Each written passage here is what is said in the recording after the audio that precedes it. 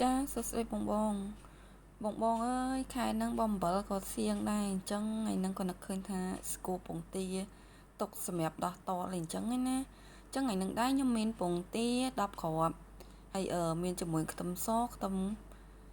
ម្ទេសហើយនឹងស្លឹកជីបងអញ្ចឹងថ្ងៃនេះខ្ញុំមកធ្វើពងទាត្រាំទឹកស៊ីអ៊ីវអញ្ចឹងខ្ញុំចាក់ទឹកឆ្អិនទឹកដែលខ្ញុំដាំពុះចូលទៅអញ្ចឹងទឹកស៊ីអ៊ីវនិង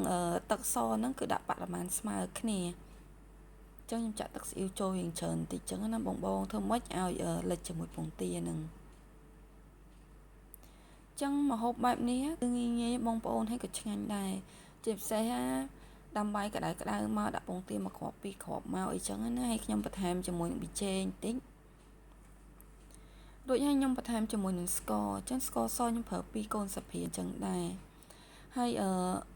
ដើម្បីឲ្យវាមានរសជាតិដិតបន្តិចចឹងខ្ញុំបន្ថែមជាមួយនឹងទឹកត្រី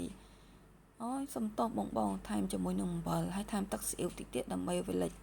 ពងទាដើម្បីចូលជាតិល្អអញ្ចឹងណាហើយជាចុងក្រោយគឺបន្ថែមជាមួយនឹងខ្ទឹមសម្ទេសហើយនឹងស្លឹកជីអញ្ចឹងជីខ្ញុំប្រើជី